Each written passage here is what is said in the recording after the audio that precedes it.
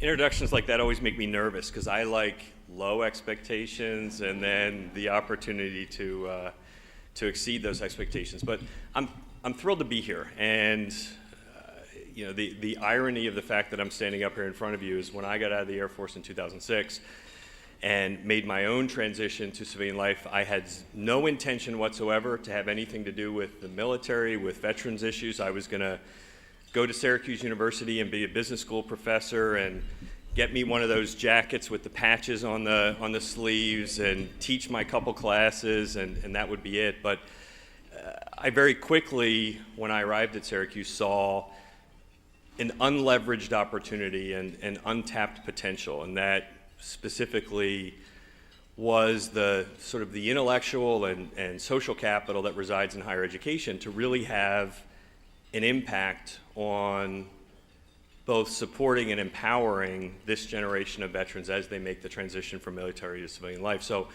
I started a little program in our business school focused on empowering post 9/11 vets with disabilities through business ownership, a program called the Entrepreneurship Bootcamp for Veterans with Disabilities. And that program sort of took on a life of its own and expanded to other universities around the country.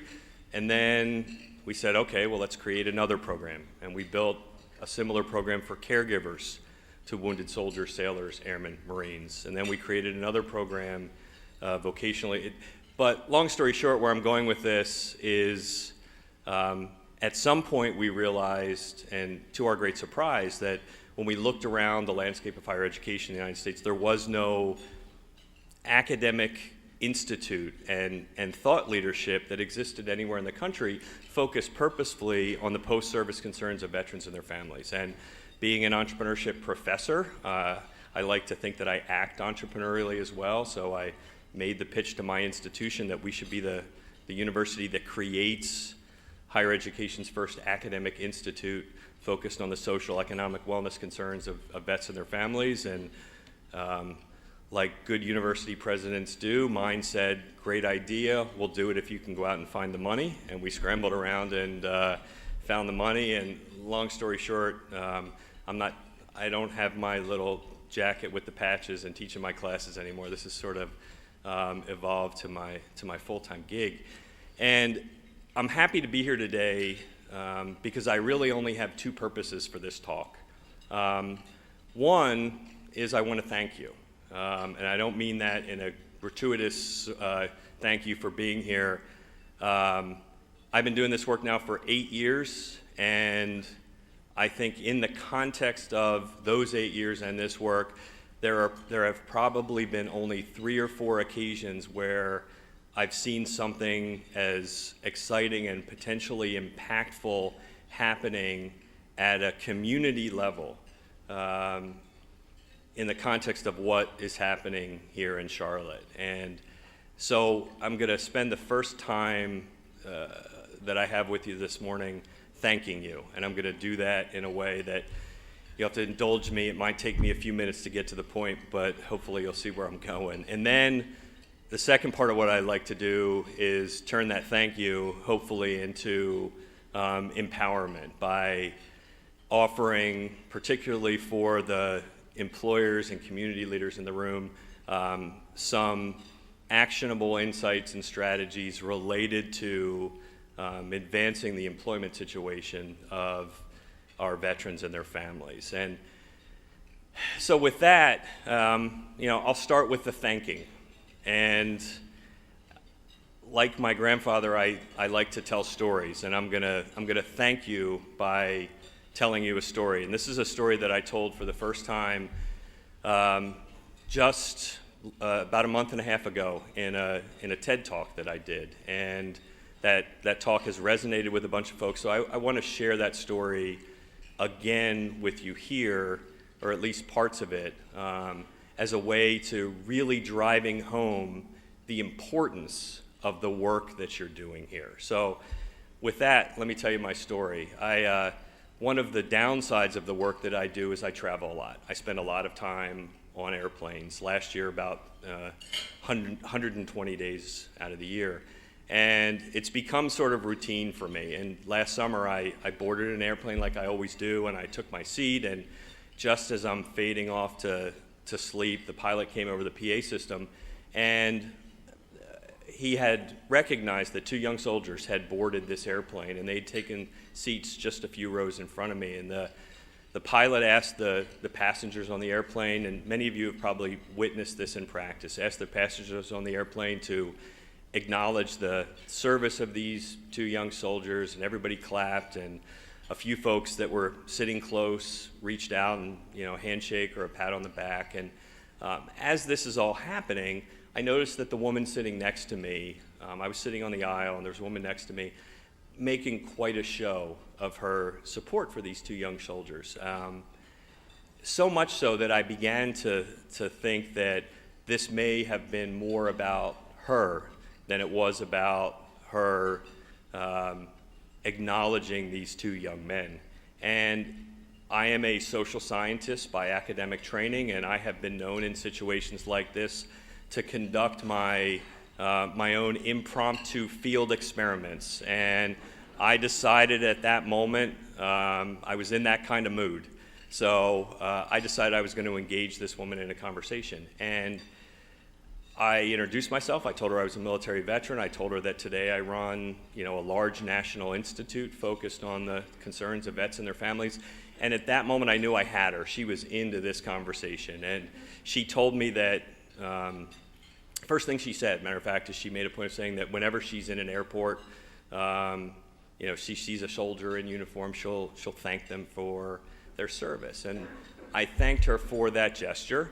But then I subtly began to change the direction of the conversation a little bit by talking to her about some of the challenges that are facing this generation of military veterans, particularly as they navigate the transition to civilian life. I told her, for example, that the employment situation of post 9/11 veterans, particularly the youngest among that group, has been extremely challenged over the course of the last 5 years, with unemployment rates of those 20 to 25 at times exceeding 20%. And I told her that some of that may be, for example, connected to the fact that our service members who have served since 2001 are making the transition from military to civilian life with disabilities at a rate unprecedented in U.S. history. Conservatively, 30% of all those who have served since 2001 will transition to civilian life with an enduring physical or psychological disability that is directly connected to their service. And the more I talked to her about these issues, the more uncomfortable she grew. And clearly she was agitated by this conversation. But what did me in was when I talked to her about the suicides. When I told her that 22 veterans a day take their own lives in this country. When I told her that 1 every 80 minutes, when I told her that 3 military veterans would take their own lives by the time our airplane landed on the other side of the country. Veterans represent 20% of all suicides in this country, in spite of the fact that they represent less than 10% of the U.S. population. And at this point, she had had enough of this conversation. And she blurted out loud enough, not just so I could hear it, but so that others could hear it as well. She said to me, "None of this can be true. This isn't Vietnam. Didn't you see us clap for those soldiers? America supports our veterans." And at that point, she was finished. She pulled out her iPad, popped on some headphones, and she was watching, flipped on some rerun of some home and garden TV show. And I actually felt a little guilty at this point because maybe I had gone too far with my social experiment. But what happened next changed my mind, because as she's now dismissing me, somebody tapped me on the shoulder, and it was a young man who was sitting on the other side of the aisle who clearly was listening to this entire conversation. And He introduced himself. His name was Tim, and first thing out of his mouth was one word. He said, "Thanks." And then he proceeded to tell me that he was a military veteran. He had enlisted the Marine Corps when he was 18 years old. He served a tour of enlistment. He just got out about 6 months ago. During that one tour of enlistment, he had done 3 combat deployments, 2 to Afghanistan, and also spent a year in Iraq. When he left the military, he had a plan. He was going to go to school. And he seemed ashamed to tell me that he only lasted about 2 months on his college campus. He said, "I just didn't feel like I fit in. I didn't understand how to relate to my non-veteran student peers. I didn't understand how my instructors, faculty members, et cetera, they didn't understand some of the unique situations that I face in the context of succeeding in an academic environment." Told me he'd been trying to find a job, hasn't had any luck so far, and he was very focused on the VA docs figuring out why his ears have not stopped ringing so he can get more than 2 hours of sleep every night. And to be very honest with you, as he's telling me all of this, none of it surprised me, because I've been doing this work long enough to know that a lot of those issues are typical of some of the challenges that our veterans face, again, particularly those youngest veterans, those coming from combat arms specialties, et cetera. But I'll tell you, it's what he said next that literally hit me like a punch in the gut, because I had never heard this before. He said, "Mike, worse than all of that, what is literally the thing that I just can't get beyond is that now that I'm home, I feel anonymous." And I'd ask you to reflect on that a second. Here is a young man who, at 18 years old, raised his hand, volunteered to put on the uniform of this country, and serve on behalf of all Americans in harm's way. And he's saying that now that he's home, among the very people that sent him to war, he feels anonymous. And at that moment, I look over at the woman sitting next to me watching reruns of Home and Garden TV, and at this point, Tim is digging around for a tissue to wipe his eyes, and so am I, because I just couldn't get beyond this idea that this young man is home and feels anonymous. And it forced me to spend a lot of time reflecting on why that is the case. And in 2012, General Stanley McChrystal at the Aspen Institute's Ideas Festival gave a talk where he became, as a consequence of that talk, the first senior military commander of the post-9/11 generation to call publicly for a return to the draft. And the reason he made that call was because he said never again should the costs and consequences of war be so fundamentally disconnected from society. And one of the things that is not talked about enough as far as I'm concerned is the reality that we are coming off the first extended combat test of the all-volunteer military. And as a consequence of the moral outrage that galvanized much of America after Vietnam, Americans and military leaders widely rejected conscription and mandatory military service for all Americans in favor of this all-volunteer force model. And what that means is if you look back over the course of the last 12 years at war, a tiny, tiny minority of Americans shouldered the burden of those wars on behalf of all Americans. The all-volunteer force, as far as I'm concerned, makes it much, much too easy for us to leverage military force as an instrument of policy. And data supports it. If you look, and I don't know why they're moving on their own, I'm going to have to fight them. If you look at the data in the 40 years prior to when the all-volunteer force was enacted in 1973, we used military force as an instrument of policy 24 times in this country. In the 40 years since 1973, when the all-volunteer force is put in place, 134 times. Here's the reason. It becomes much too easy to leverage military force as an instrument of policy because Tim is anonymous. Because less than 1% of all Americans have shouldered the burden of the last 12 years at war, the reality is not enough Americans are invested in Tim's future. It's very unlikely that when Tim comes home to Charlotte or to Philadelphia or to some little town in Texas, it's very unlikely that Tim is going to be anyone's brother, father, son, teammate, classmate, or even friend.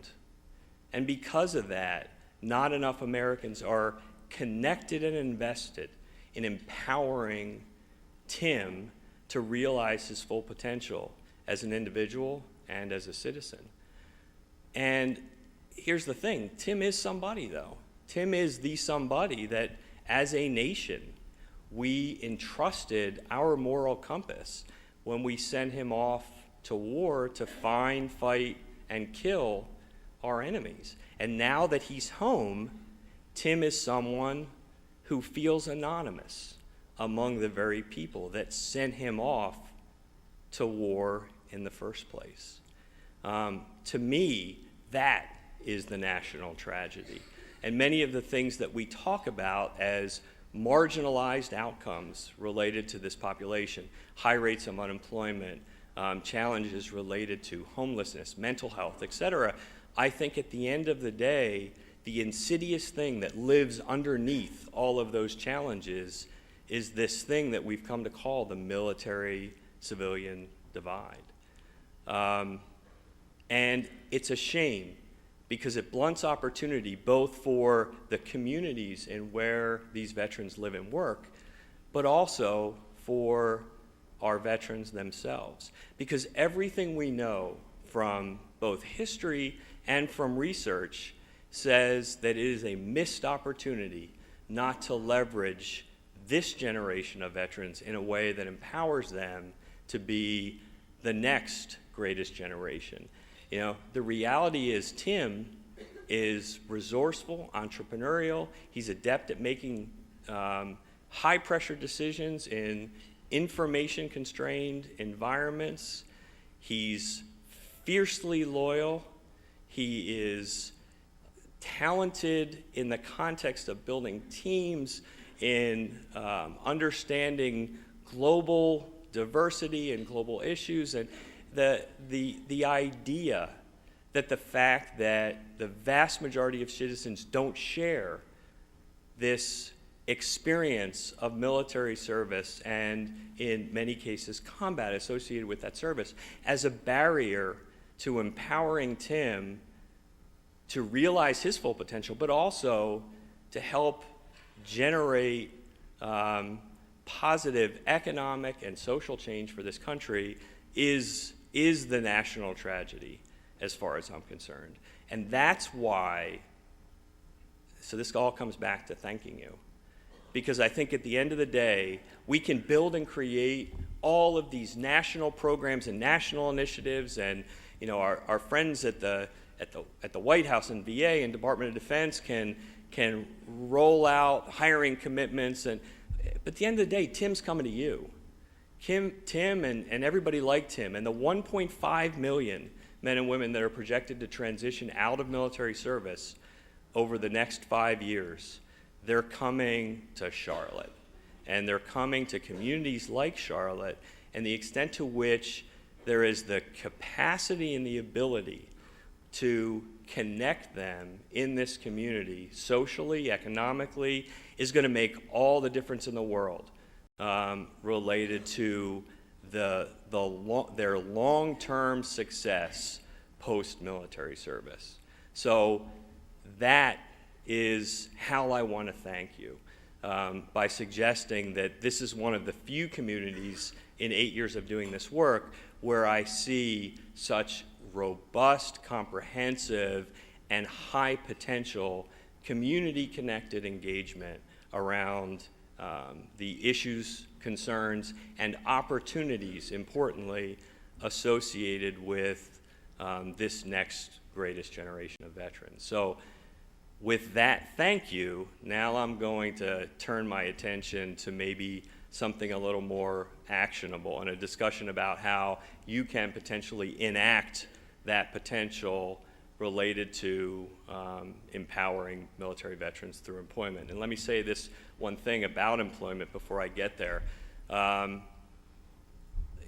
I direct an academic institute, and you have probably some stereotypes about what that means, and some of those stereotypes are true, in that we spend a lot of time studying social, economic, wellness concerns of this generation of veterans and of all veterans in America.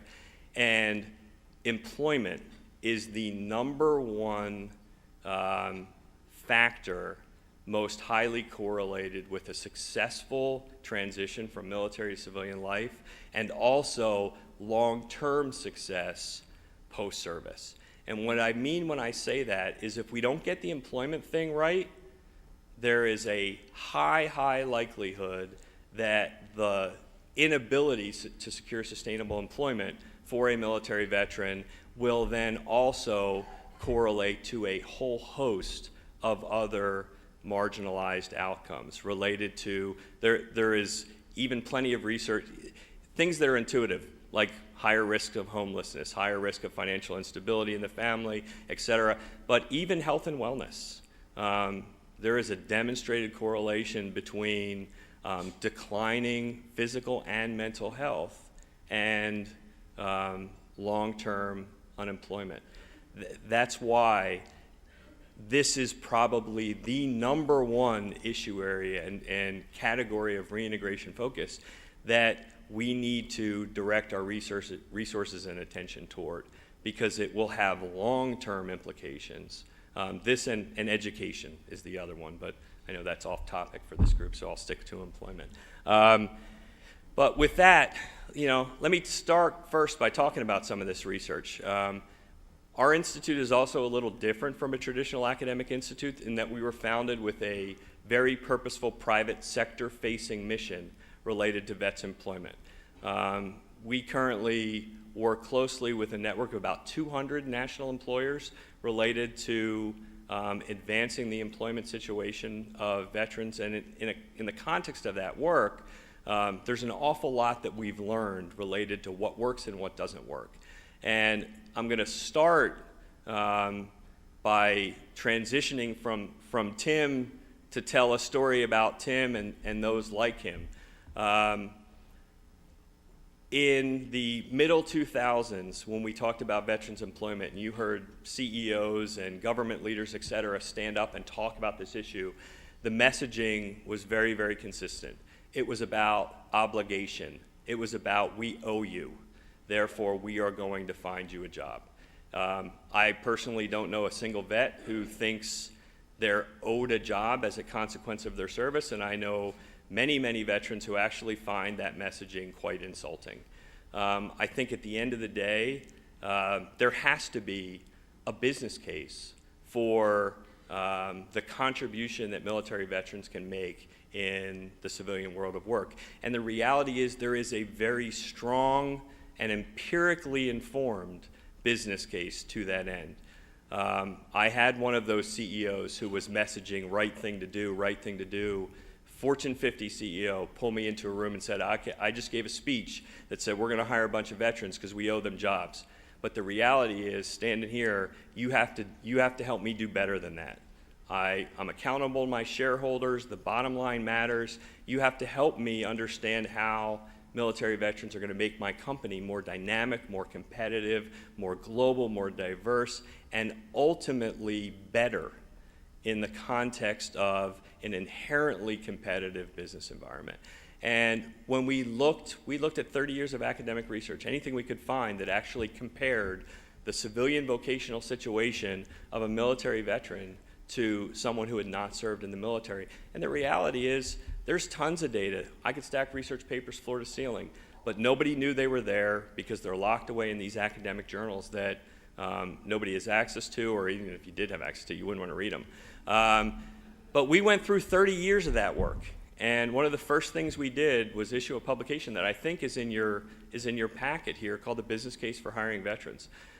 We were able to pull from that research sort of a 10-point business case that's proven by research that speaks to the foundational logic of why, if you are a private sector business owner operating a competitive business, you would be foolish not to leverage military veterans as a talent resource. We can prove empirically military veterans are more entrepreneurial than those who have not served in the military. And if you think about it, and any veterans in the room will get this, military service is entrepreneurship. The definition of entrepreneurship is the ability to accomplish a mission or realize an objective in the face of inherently constrained resources. That's what we learn how to do in the military. It's just not easily and intuitively translated that way. Military veterans are adept at building teams. They are highly skilled at making decisions in discontinuous and changing decision environments. They're more comfortable with diversity. They're more global. They're more likely to have advanced language skills, advanced technical training, and I won't go through the whole thing, but you can read it. But this is the messaging, both to our employers and to veterans themselves. The reality is, military veterans are going to make your companies better. They're going to make your companies more competitive, and they're going to make better those non-veteran employees in your workforce simply as a consequence of integrating them into the civilian work environment. And with that as a jumping off point, now I'm going to share with you a little bit about what we've learned about how to do this. So this is for the HR folks in the room. This is for the hiring managers in the room. I told you we work with a network of about 200 private sector companies. One of the great things about that process is the vast majority of them have given us unfettered access to their programs, initiatives, and their data, et cetera, so that we can look at what works in the context of the employment continuum, recruiting, hiring, onboarding, retaining. And what I'm going to do is just bounce through that employment continuum and share some of those, in some cases pretty simple, but also demonstrated in practice very effective techniques that you can leverage in the context of growing a strategic and tactical approach to integrating veterans into your workforce. And the first big takeaway is the message at the bottom of the slide. You already know how to do this. The reality is what we found is you don't need a new process, a new practice. The vast majority of what we've been able to realize in terms of process and practice suggests that really you're only talking about minor tweaks and changes to existing processes, et cetera, to fully accommodate a robust veteran hiring program in your company, meaning that we're only talking about sort of a 10% plus or minus change in process and practice to get you to a point where you truly would be considered class leading in the context of doing this work. So I'll start with recruiting. And really, I'm a simple guy, I'm trying to keep this as simple as possible. So for each of these, I'm just going to go through a few of what we're saying are necessary conditions for you to effectively recruit military veterans. And it has to start with leadership. Time and time again, when we've looked at private sector programs that have, and this is not at all to take away from grassroots efforts, et cetera, but if they're not accompanied by public-facing leadership commitment to veterans employment, meaning that the CEO is talking about this not just externally, but internally, to a point where it's demonstrated to be a priority internal to the organization, you're in for a long road. And back to my earlier point, the messaging again needs to be not focused on obligation or some debt that we are trying to repay, but instead on this idea that we're going to do right by our veterans in a way that also positions us to do well as an organization. Because one of the landmines here is to create a veterans employment and program that positions veterans as somehow special citizens in the context of the organization at a way that marginalizes existing employees.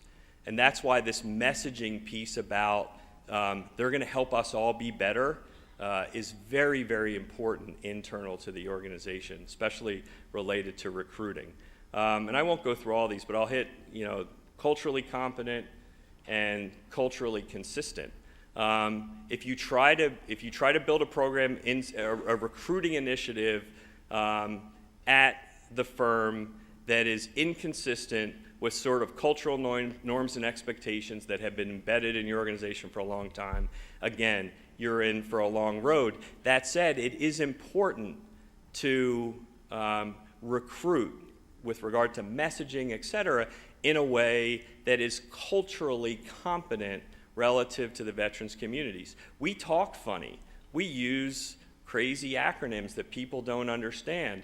Sometimes we talk in ways that some people might consider rude or inappropriate, or you have to consider that in the context of your recruiting efforts, such that the message you're trying to convey to the community resonates.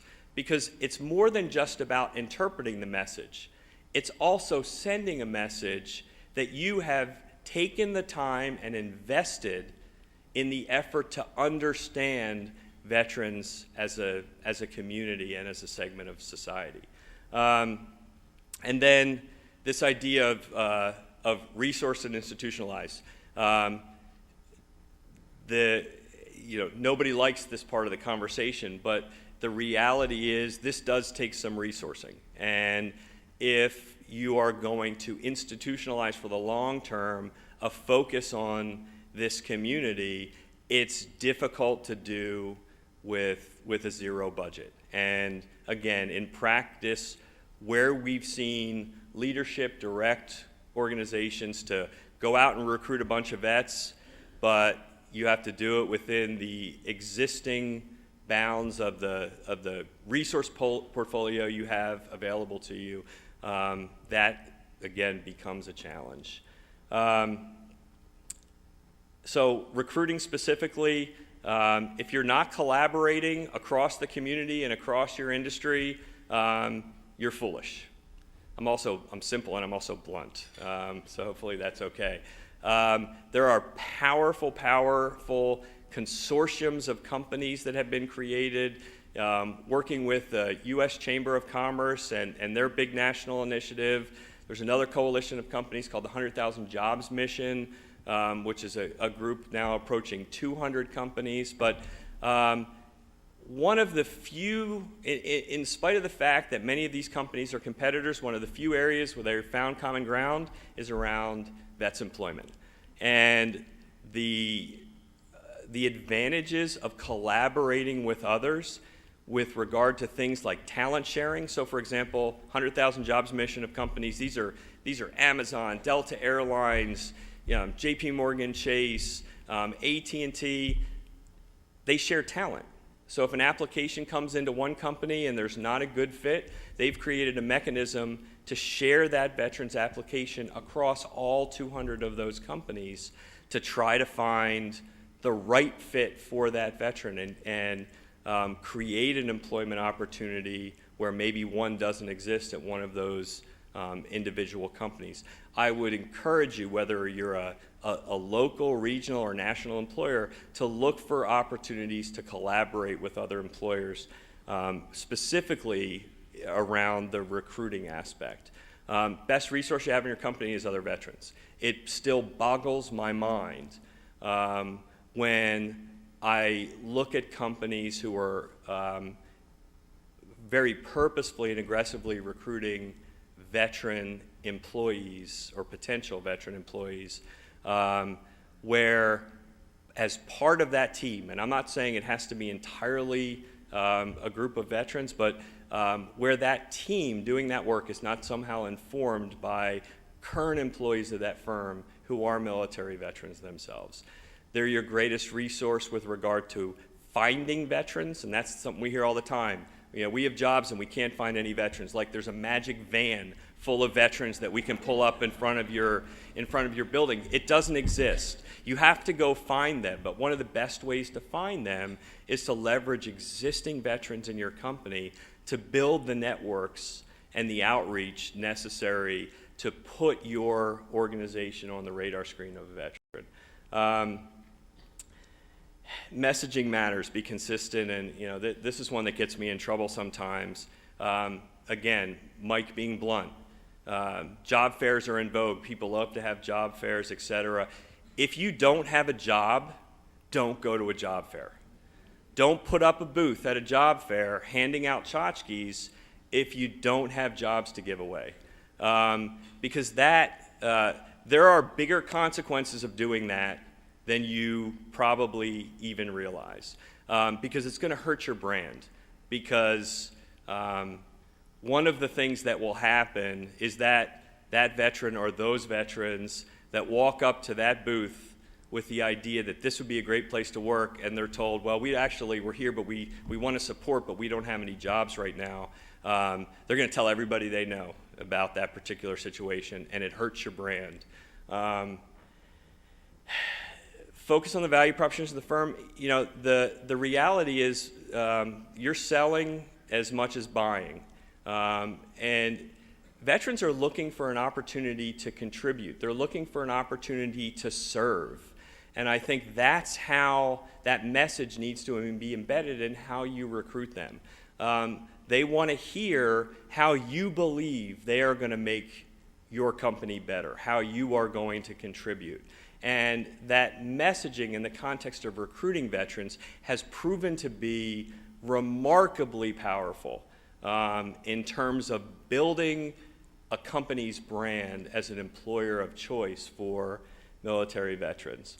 And then I'll skip to the last one, cultivate broad awareness, but invest locally. Just as, for the same reason that I thanked you all for being here, you know, highlighting the fact that at the end of the day, I think we're going to make our best progress and have the most impact at a community level. The same thing is true with regard to veterans employment. There is a less understood fact about military service members when they make the transition from military to civilian life. More than 80% of them make one of two choices when they leave the military. In terms of where they go, is what I'm getting at.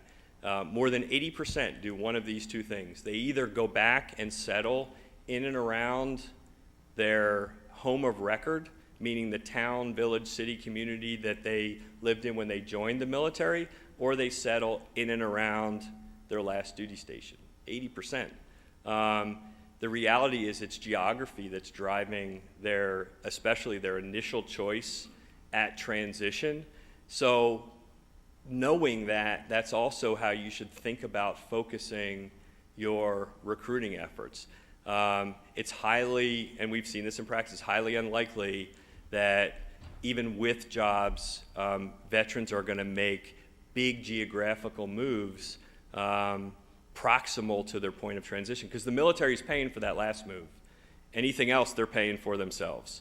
And right or wrong, they sort of have that in their head, and they're stuck to the geography that they're in. We found veterans very unwilling to make that transition. Talking about hiring, you know, here's another one of my big soapboxes. One of the most damaging things that's happened to veterans employment over the course of the last 4 or 5 years is the creation of all of these MOS translators, or these military specialty translators. And here's why I say that. And this is not to say that translating military skills, experiences to the civilian world of work is not important. But when we created a process where an HR manager can type a military specialty identifier into a computer, and that computer spits out the 8 things that that veteran is qualified to do based on that 4-digit code or that 5-digit code, here's how it's being implemented in practice. In practice, those skills translators are being used to disqualify veterans from jobs rather than qualifying veterans from jobs. And anybody that served in the military will tell you that you're much more than that 5-digit code, that your experiences in terms of leadership, in terms of teaching and training and coaching and logistics and supply chain, and none of that is captured in that military identifier. But we're using that to disqualify people from jobs where those skills are required and valued simply because they don't have the right code on their resume. This is a process about looking beyond the resume. If you want to find the talent that's going to make a difference in your company, it has to be about looking beyond the resume and looking at the whole of the person.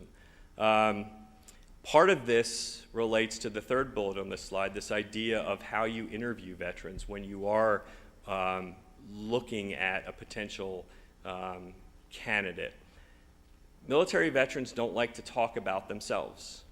It is culturally taboo in the military to spend a lot of time cheerleading for yourself and what you did, and instead it's about team, and it's about what we did, etc. I had a situation not too long ago where I had actually trying to help a young Marine in upstate New York that by all accounts is just this wonderful kid. It's a tank driver in the Marine Corps. And it turns out this kid has more advanced technical training in mechanical systems, electrical systems, radar systems than a young man or woman that graduates from West Point with an engineering degree, proven by research, by the way. But he's in this, and I connected him with a company that's looking to hire folks with those skills, and I followed up with the executive who did an interview with this young man, and they said, he's a great kid, but we couldn't get him to talk about himself. Everything was about what we did, what we accomplished, what the team did, etc. And it was like pulling teeth to get him to answer questions. Well, of that, what was your contribution? Couldn't get him to go there. The challenge for all of you is to think about how, in the context of doing interviews with this population, you tease out this information. You have to help them or empower them to talk about themselves in a way that gets you the information you need in order to make an employment decision. Part of that, leads to the last bullet on this slide, part of that means if you have the opportunity to put another military veteran in that interview room or on that selection committee, etc., do that. Because that cultural connection and that shared experience very often is well positioned to help tease out the kind of information from an interview that you're looking to as informing that employment decision. I'm going to skip this one just for time and go to onboarding. So here's where resources come in. I told you there's a 10% plus or minus in terms of how you do business now. Here's one of those pluses. We have found that creating veteran-specific onboarding programs is positively correlated to both job performance and reduced rates of attrition over time.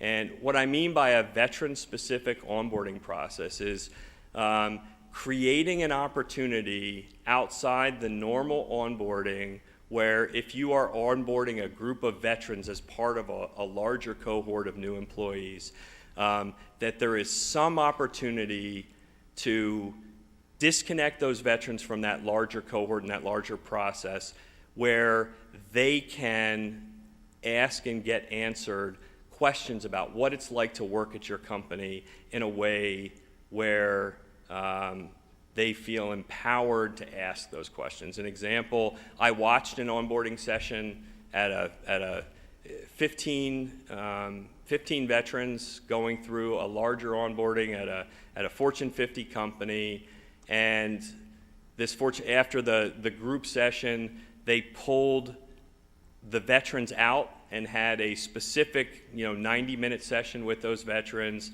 and it was amazing.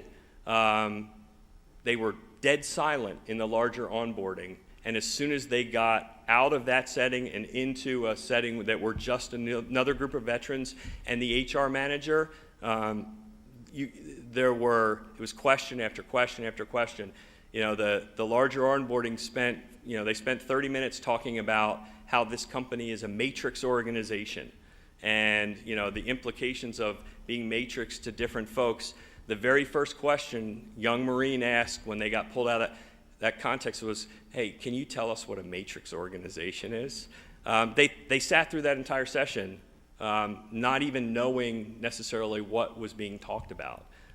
So veteran-centric onboarding programs do make a difference, and if you have the ability and the resources to do it, there will be a return on your investment.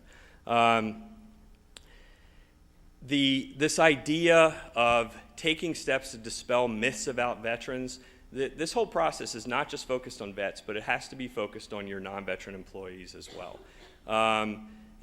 Things like what happened at Fort Hood, just a week ago, really do impact this conversation that we're having right now. We know from anonymous data we've collected from employers that there is a stigma that unfortunately exists related to issues like PTSD, mental health issues, and combat in general that represents a barrier to not just hiring veterans, but successfully integrating veterans into the workforce. And the extent to which you take proactive steps to dispel that stigma is critically important related to realizing the outcomes you want to realize from a vet's employment program. Prudential is a good example here. Prudential created a series of 3 short videos that they made available through their HR practice to all employees at Prudential that simply, essentially it's being a vet 101, what it means to be a military veteran, what their military experience was generally like, what they learned, what their family, and the whole idea was not focused on veterans, it was focused on other employees in the company, and it's been powerfully successful in terms of co-opting non-veteran employees to get on board and be supportive of a veterans employment program. Last one on this one, in terms of onboarding, I'll talk about this idea of military veterans have this tendency to want to know a path. They don't want to know just what's in front of them, but they're looking to see where what's in front of them today is going to take them tomorrow. And one of the things when we have done surveys of veterans that have gone through different onboarding programs at different companies, that we hear back consistently is, I wish there would have been more discussion about a path through this organization for me. I do great today, I do great tomorrow, where does that take me? What are the opportunities in the future for me in this particular organization? So again, critically important in the context of onboarding that you speak to those kinds of issues if possible. And then, retaining. This, there are a couple things here that are important, and I'm going to skip the second bullet because it ties back to the last one that I talked about. The unfortunate reality is that we spend lots and lots of time and lots of resources preparing service members for success in their military careers. Boot camp and advanced training and ongoing training, et cetera. And the sad reality is we spend 3 days on the way out the door preparing them to be successful in their civilian lives. And as a consequence of that, bright, talented, skilled young men and women at the same time can be profoundly naive as to what it means to work in a certain job, in a certain industry, et cetera, et cetera. And we see sometimes higher rates of attrition than we would like to in terms of first job out of the military experiences, that maybe more so than the norm, veterans are not staying in those jobs for a significant amount of time. I'll tell you what they're doing. They're learning. They're shopping and they're learning because they didn't realize what it meant to work in retail or to work in customer service or et cetera, and they're learning on the job, if you will. One of the ways that we found effective to blunt that attrition is to create opportunities for veterans to have different experiences inside an existing company. GE does a really good, and I know, GE is GE, right? So we can't all be like GE, but they do a really good job of this in that they have rotational programs for veterans where they move them through different lines of business and different job experiences over the first year or so that they're at GE so that they can experience what those different vocations are like, and therefore be informed consumers about future opportunities for them inside of GE. And we have found that correlates highly with reducing attrition among the population moving forward. Last thing I'll say here, one of the things I got up here, I had no idea, I didn't pay much attention about how long I'm supposed to be up here, so I'm just going. But I have a feeling I'm getting a little long, so I'm going to skip to that last one there. Don't forget about the families. It's critically important. 58% or so of military veterans are married. Of those, another 50 some odd percent are married with a child. That's a rate that's actually much higher than their age group equivalent non-veteran peers. As a consequence, family is very important. And if you think about the role of family during military service, the military actually does a very good job of engaging the family in the military service experience. This is something that is not necessarily the norm in private industry, but it is, for many veterans, sort of an expectation that there are connections between vocation and family. So if those do exist in your organization, it should be part of how you develop a strategy to retain military veterans in your organization, because it will be a priority for those veterans you're recruiting and ultimately then trying to retain in the organization. So I'm going to wrap up with this. I'm going to bring Tim back. And, I think at the end of the day, why I'm thrilled to be here and why I think the work that you're doing is, it skipped again, is critically important, can really be summed up right here. Jefferson said, as a nation, as a society forms a moral person, every member is personally responsible for his or her society.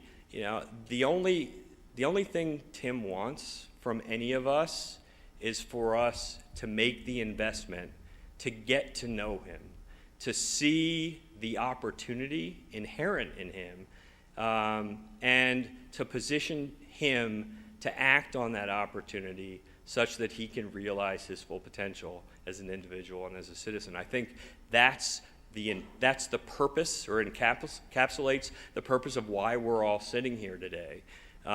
Employment is the most powerful way to do that. In my humble opinion, employment is the most powerful way to bridge this military-civilian divide so that all Americans can get to know Tim. So thank you very much.